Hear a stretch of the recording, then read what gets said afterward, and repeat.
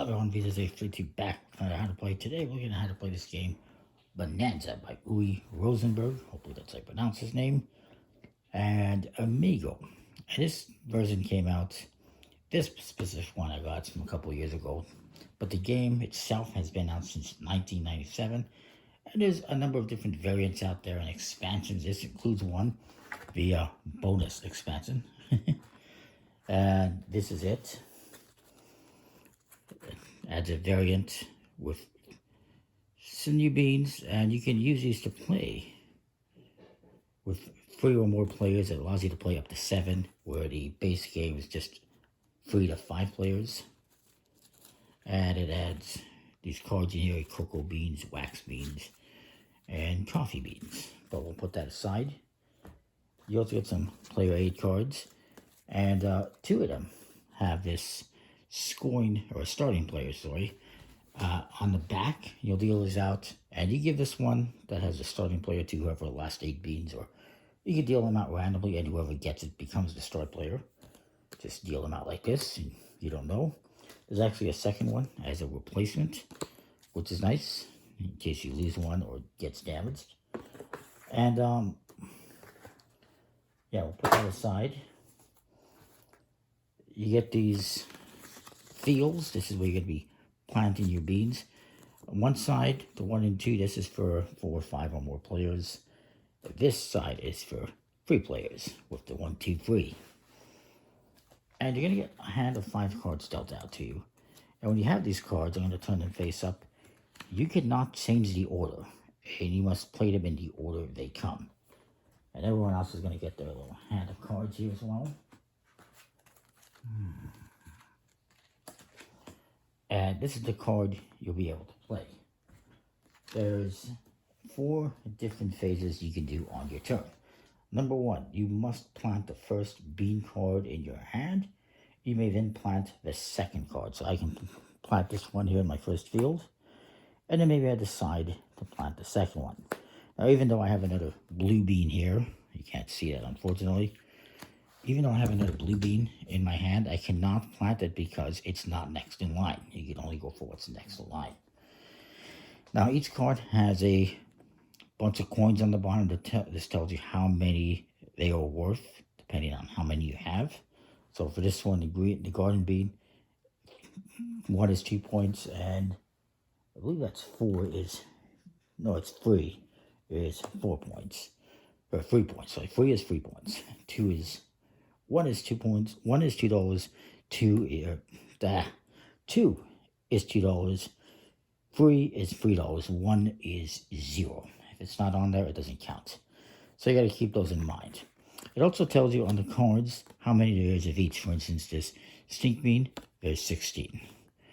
The blue bean here has 20, and so forth. So that's the first phase. You're going to plant 1 card, and then you can plant the second one if you wish. You do not have to. Next part of the phase is you're going to turn over the top 2 cards from the deck.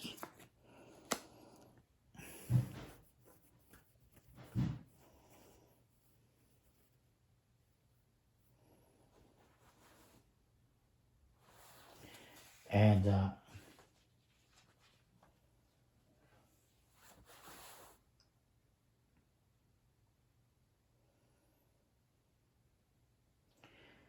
since these cards are cards that I already have, I can simply plant them and move on to the next part of the phase. However, if there were 2 other cards, let's say a green bean, that's good, and soybean. Because I don't have green bean or soybean, I can trade these with other players, and I can also trade cards from my hand. So I can say, you know what, if anyone has, let's see what we got here. We have blue beans, green beans. I'll be happy to trade this green bean for a stink bean, since I've got that coming up. And I'll trade the soybean for a blue bean. And so maybe this guy says, okay, I'll trade you for those. And they trade for both of those. They give me a stink bean, and they give me the blue bean I wanted. These ones that I get, I must plant immediately. And they have to plant these ones immediately as well.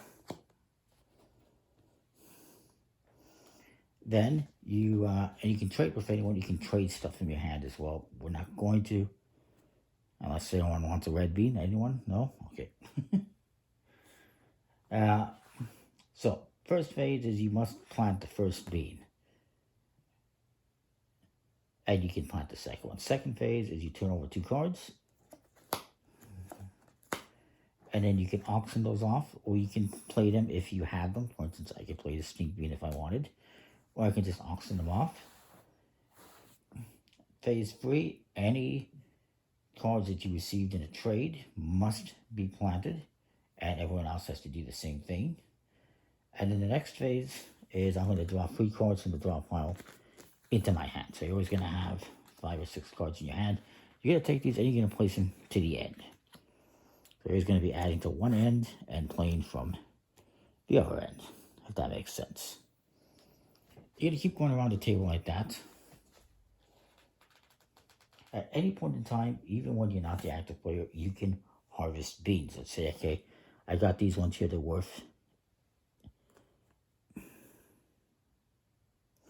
well, if I get one more, let's say I play this one here. So I got 5, that's going to be worth 10. So I can harvest those and get my 10 points, my 10 bucks.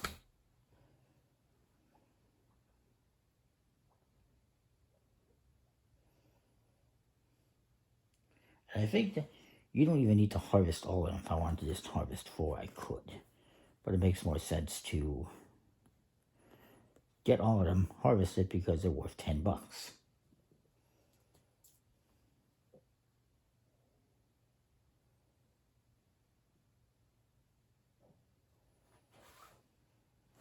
And let me see something here. So this is the beanometer, is what it's called here on the bottom. I'm not making this up.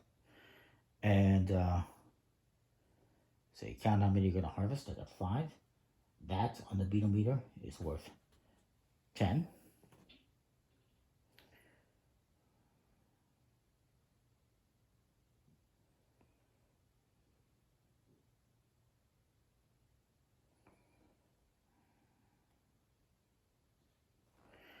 Okay, now you can't harvest only part of the field. This has to be completely empty. So I'm going to turn over 10 cards. 1, 2, 3, 4, 5, 6, 7, 8, 9, 10. And I guess you can use cards from the discard to do that if there happens to be any in the discard. So now I have 10 bucks. And you continue going around the table like this. Playing cards, planting them, flipping 2 cards from the top, either using them or auctioning them. And by the way, if I put these up for auction and nobody else wants them, right now nobody wants chili beans, they don't want blue beans, I'm stuck with them and I have to plant them, which means I would have to harvest some cards to make room for them. So maybe I would harvest these because they're worth 7 bucks, and then maybe I would harvest another one because it's worth 2 bucks for one. Actually, sorry, it's I'd do this one, I guess. And yeah, so that's how the game goes.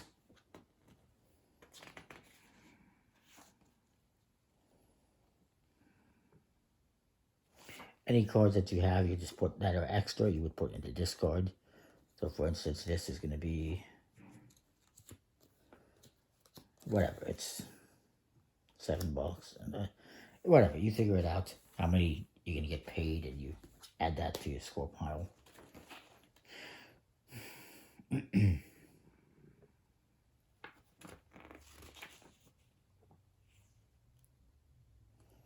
You also cannot trade any cards, so rules for trading as well, as I mentioned.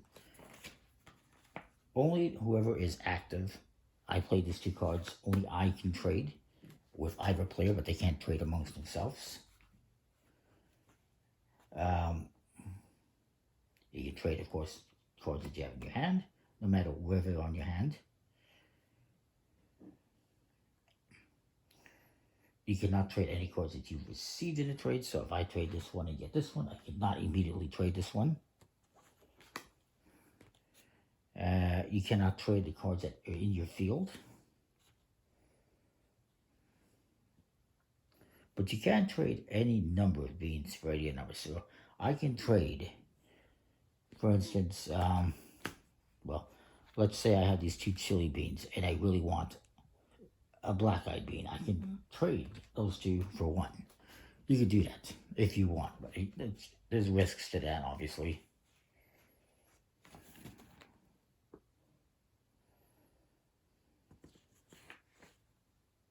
You can also, if you want, give players bonus bean cards in a trade, even if they don't want them. You can say, you know what, I don't want this one, you can take it.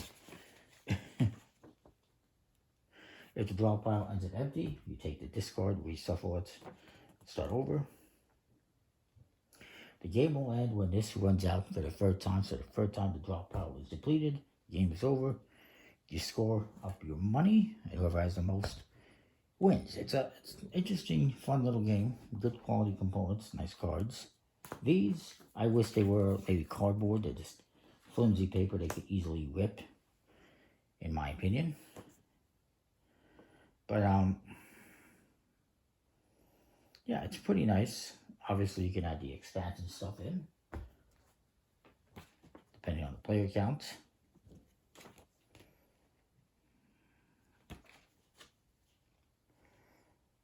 And also, at the end of the game, you will harvest everything that's left in your field and score points for that. What's in your hand is gone. You don't use that.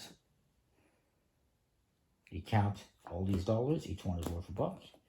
You have the most wins. If there's a tie, the tied player who sits furthest away from the starting player, going around the table clockwise, wins the game. So if I'm the starting player and there's a tie, whoever is furthest away from me, going clockwise, that'd be him, wins the game. It's kind of a weird tiebreaker.